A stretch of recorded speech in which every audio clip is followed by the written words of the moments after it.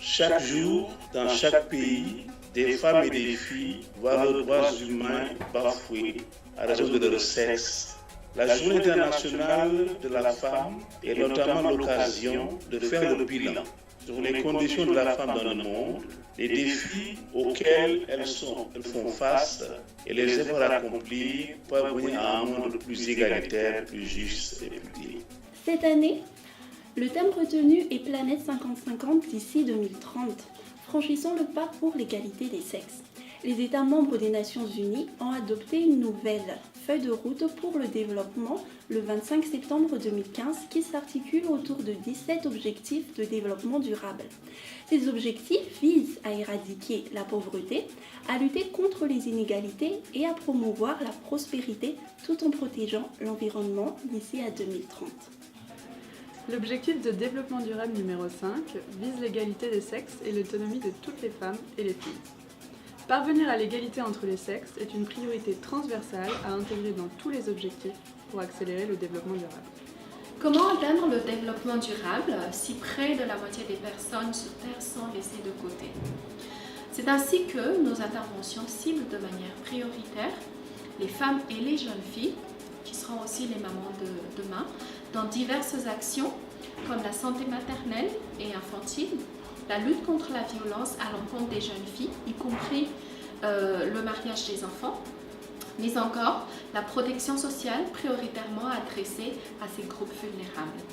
Ceci pour dire que la pauvreté n'est pas seulement une question de revenus, elle est aussi une question d'insécurité et d'impossibilité de se faire entendre et de faire des choix.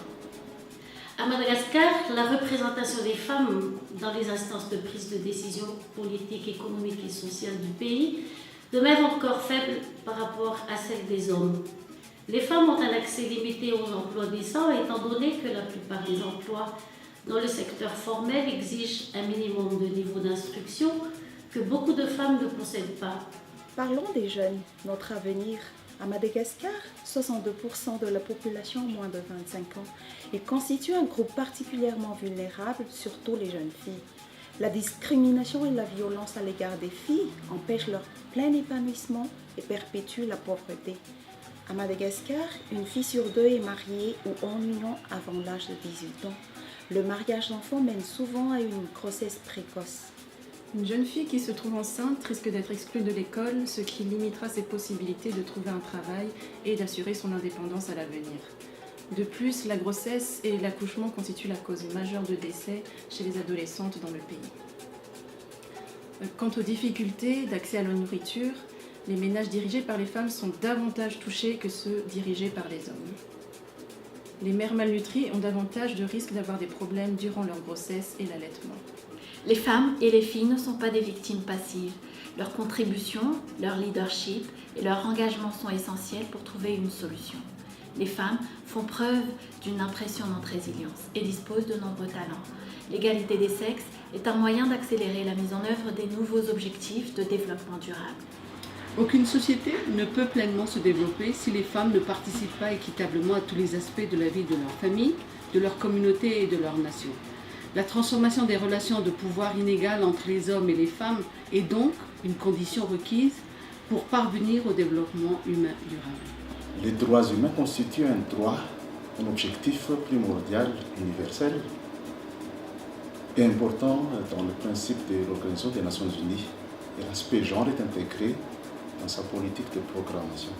À Madagascar, le système des Nations Unies s'engage à travers le plan cadre pour l'aide au développement UNDAF à appuyer le gouvernement de Madagascar dans la réalisation des objectifs de développement durable au niveau national. Parmi les questions transversales de la stratégie figurent le genre et les droits humains, qui constituent à la fois les bases des actions humanitaires. Le groupe thématique droits humains et genre est un cadre de concertation et un cadre de coordination donc de toutes les activités et toutes les interventions du système des Nations Unies dans le domaine du genre et des droits humains.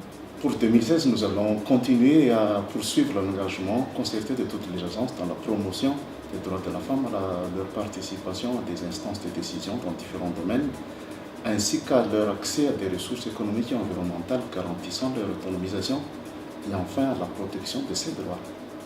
Nous ne devons pas seulement mener des campagnes et des activités concrètes pour promouvoir les droits de la femme, mais également intégrer transversalement le composant genre dans toutes nos interventions de développement, c'est-à-dire prendre en compte les besoins et les capacités particulières des hommes et des femmes dans nos activités. Ceci nécessite l'implication et l'engagement de chacun d'entre nous.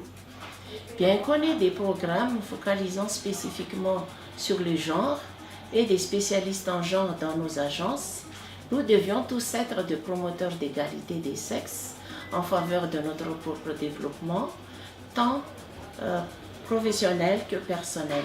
Ainsi, chacune d'entre nous sera une bonne épouse, une bonne maman et une bonne travailleuse. Travaillons ensemble pour un monde où tous, hommes, femmes, filles, garçons, jouissent pleinement de leurs droits. Luttons surtout contre toute forme de stigmatisation et de discrimination.